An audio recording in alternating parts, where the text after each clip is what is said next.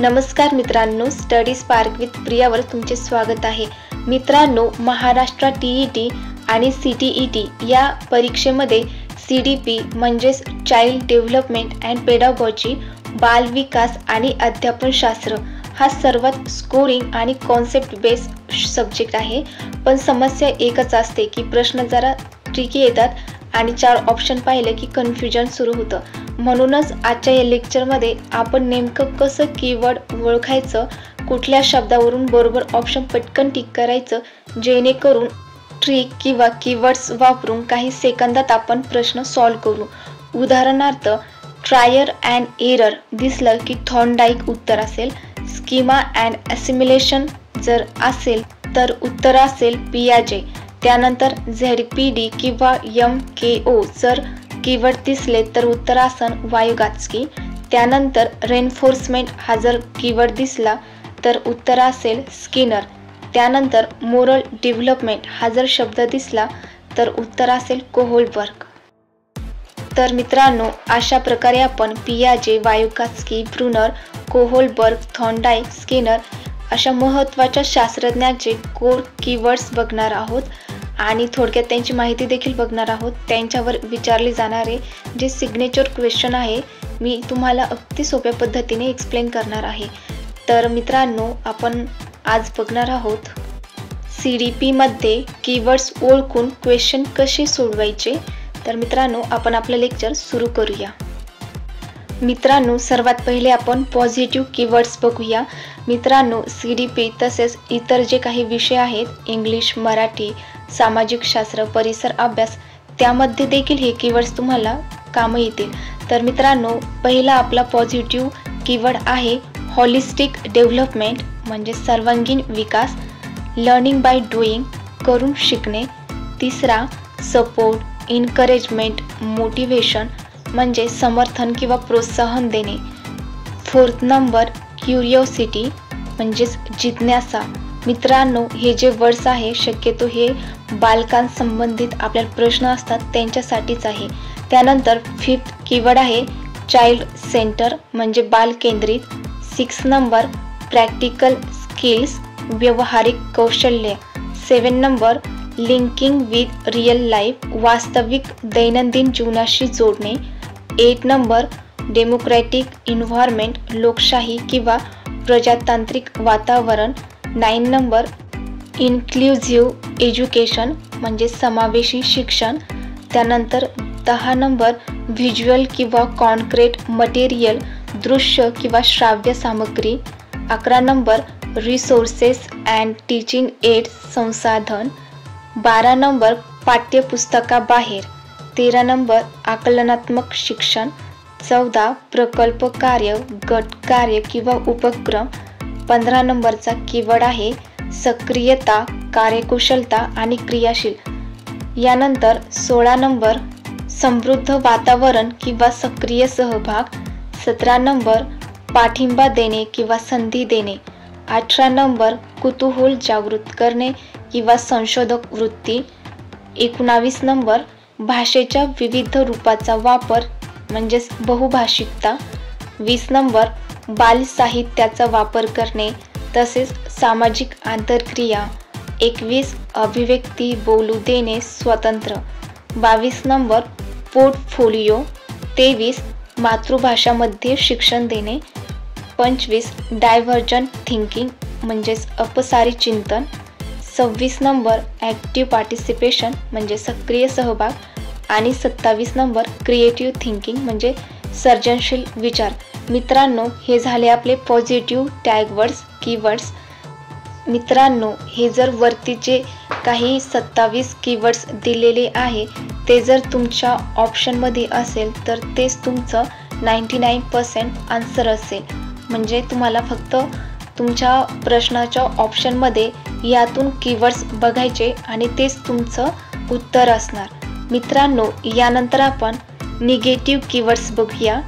तर पहिला negative keyword आहे वनली, जस्ट, मेरली केवळ, मात्र, फक्त।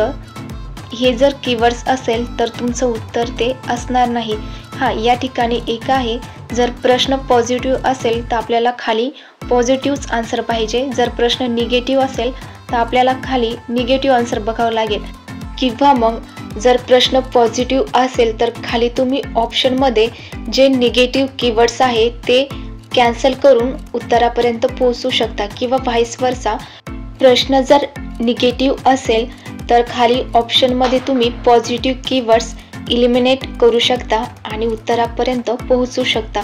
तर मित्रांनो, अशा प्रकारे प्रश्न कोणत्या प्रकारचा आहे, पॉझिटिव्ह निगेटिव्ह, त्यानुसार तुम्हाला तुमचे ऑप्शन पाहिजे हे देखील लक्षात ठेवा.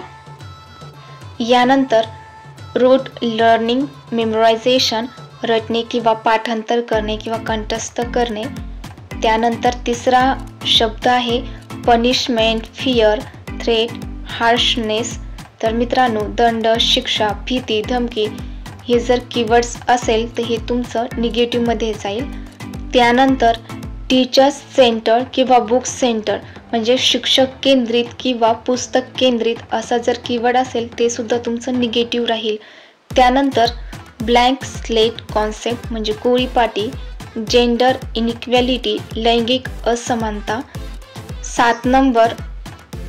7 नंबर इग्नोरिंग चाइल्ड्स थॉट और लँग्वेज और एरर्स, मुलांच्या विचारांना, भाषेला, चुकांना लक्ष न देणे किंवा दुर्लक्ष देणे. 8 नंबर पॅसिव्ह लर्निंग म्हणजे निष्क्रिय शिक्षण. 9 एम्प्लॉयमेंट, बिझनेस फोकस टीचिंग. तर यामध्ये रोजगार किंवा व्यावसायिक दृष्टिकोनातून शिक्षण हे देखील आपले निगेटिव्ह कीवर्ड्स आहे. त्यानंतर 10वा कीवर्ड आहे टेक्निकल लँग्वेज और सायंटिफिक लँग्वेज, तांत्रिक किंवा वैज्ञानिक शब्दावली किंवा ती भाषा. 11 नंबर लिमिटेड और रेस्ट्रिक्टेड, तर सीमित किंवा मर्यादित.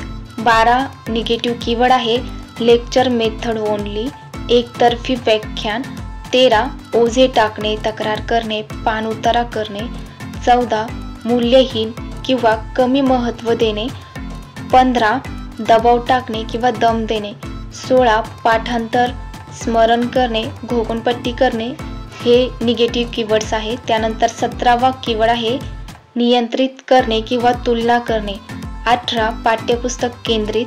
19 थांबवणे किंवा अडवणे. 20 कडक शिस्त किंवा नियमांचे काटेकोरपणे पालन करणे.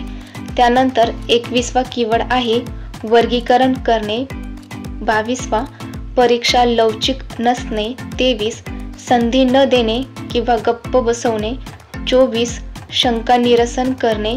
25 व्यक्तिनिष्ठता किंवा अपशब्द वापरणे. 26 कॉन्व्हर्जंट थिंकिंग, अभिसारी चिंतन. 27 व्याकरण किंवा योगात्मक मूल्यांकन. 28वा कीवर्ड आहे विशेष शिक्षक किंवा अलग किंवा विशेष वर्ग.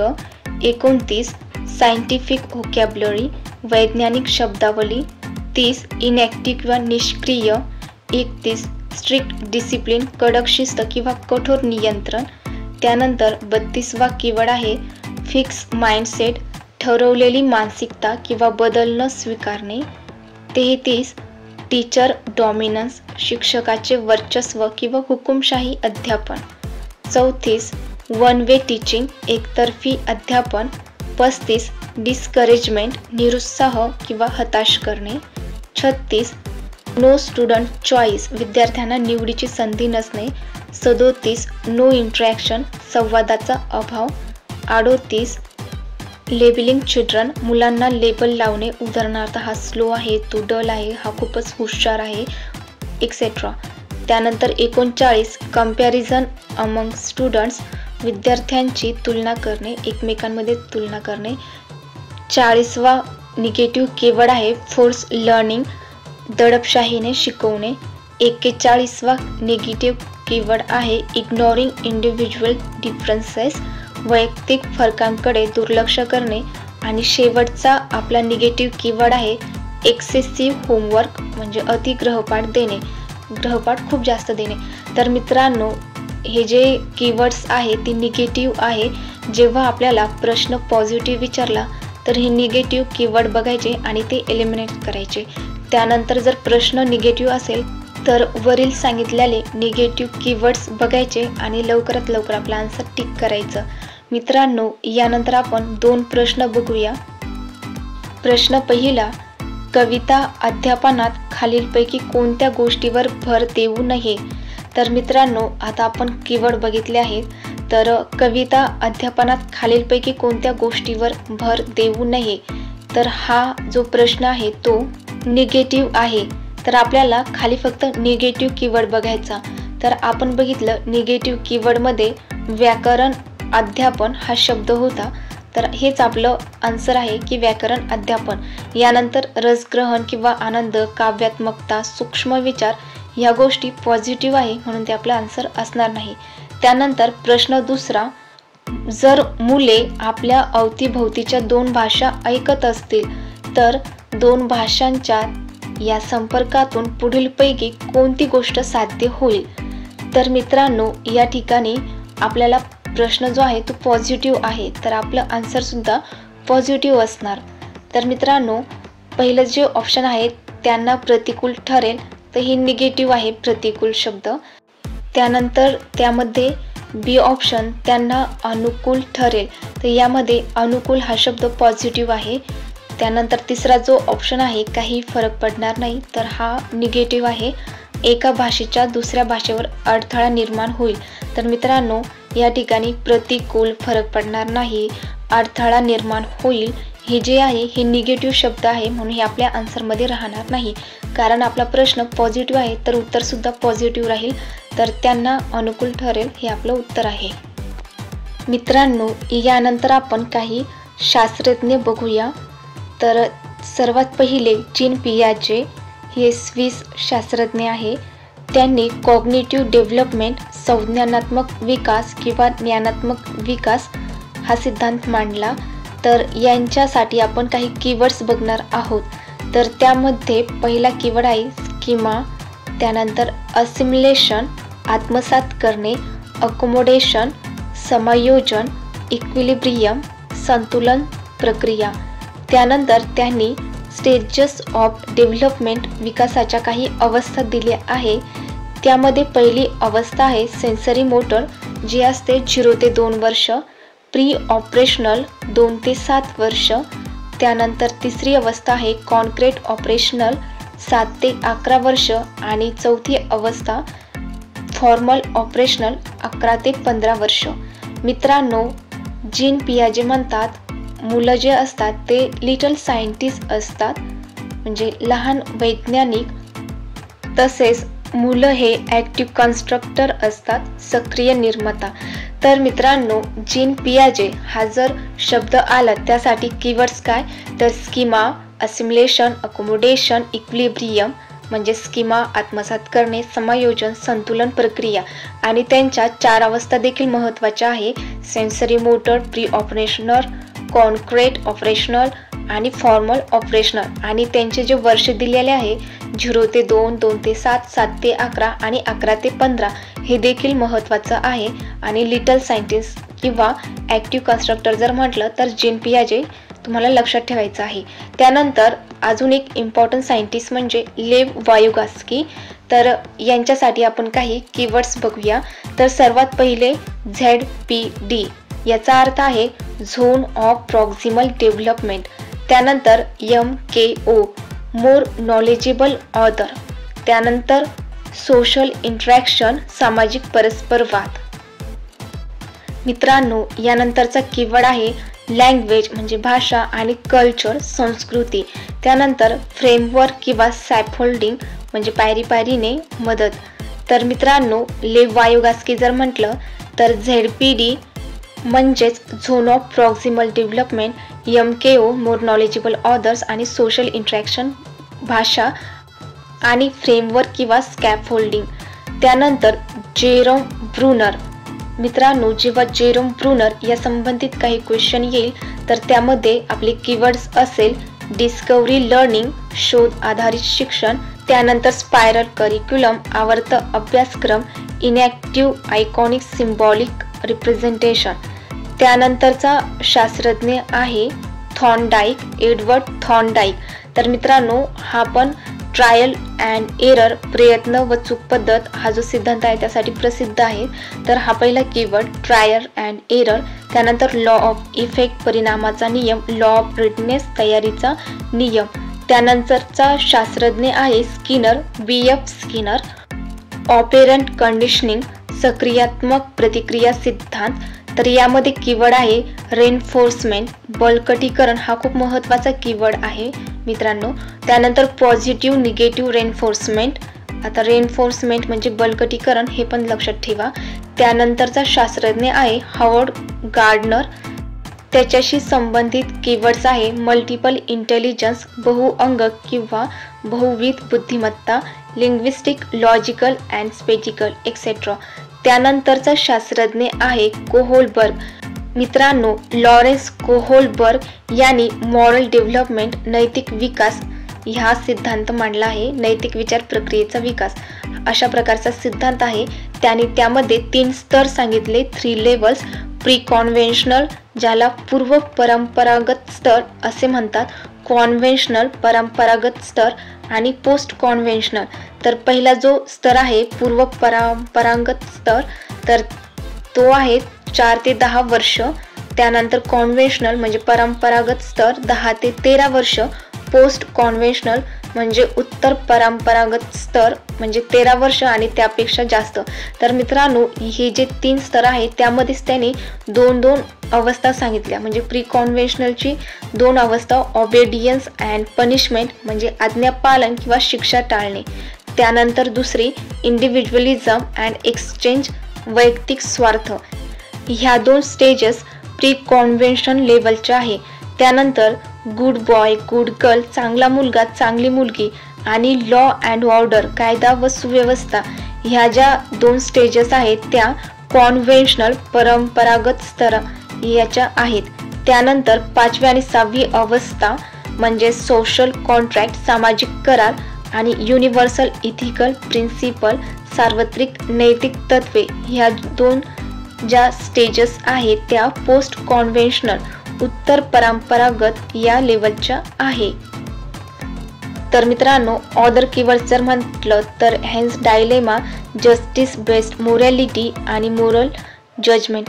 तर मित्रांनो, कोहोलबर्ग जर म्हटलं तर नैतिक, परत पूर्व परंपरागत किंवा मग good boy, law and order, social contract, universal ethical, obedience, punishment असे जर कीवर्ड्स आले तर ते कोहोलबर्ग यांच्याशी संबंधित असणार। मित्रांनो, यावर आधारित आपण काही प्रश्न बघूया। तर पहिला प्रश्न, ॲसिमिलेशन अँड अकोमोडेशन ही प्रक्रिया कोणत्या शास्त्रज्ञाशी संबंधित आहे? तर आपण जो पहिला शास्त्रज्ञ बघितला होता पियाजे, तर त्यांच्याशी संबंधित या 2 संकल्पना आहे, असिमिलेशन अँड अकोमोडेशन। त्यानंतर प्रश्न दुसरा, ZPD हा शब्द कोणाशी संबंधित आहे? तर मित्रांनो, आपण बघितलं होतं ZPD आणि MKO। ZPD म्हणजे काय तर झोन ऑफ प्रॉक्सिमल डेव्हलपमेंट। तर हे 2 जे शब्द आहे तर हे दोन्ही पण वायोगास्की यांच्याशी संबंधित आहे। त्यानंतरचा प्रश्न तिसरा, वर्गात शिक्षकाने गुड जॉब असे म्हणून कौतुक केले, हे कोणते उदाहरण आहे? तर मित्रांनो, हे पॉझिटिव्ह रेनफोर्समेंट आहे। त्यानंतरचा प्रश्न चौथा, हेन्स डायलेमा कोणाशी संबंधित आहे किंवा कोणत्या संकल्पनेशी संबंधित आहे? तर मित्रांनो, आपण बघितलं होतं हेन्स डायलेमा जे की नैतिक विचार कोहोलबर्ग यांच्याशी संबंधित आहे। त्यानंतरचा प्रश्न 5वा, ट्रायल अँड एरर लर्निंग कोणत्या शास्त्रज्ञाचे आहे? तर उत्तर आहे थॉर्नडाईक। त्यानंतरचा प्रश्न 6वा, सोशल इंटरॅक्शन ही शिकण्याची मूळ प्रक्रिया आहे, हे कोण मांडतात? तर उत्तर आहे मित्रांनो सोशल इंटरॅक्शन। जेव्हा पण हा शब्द येईल तेव्हा तुम्हाला वायोगास्की हा शब्द लिहायचा आहे।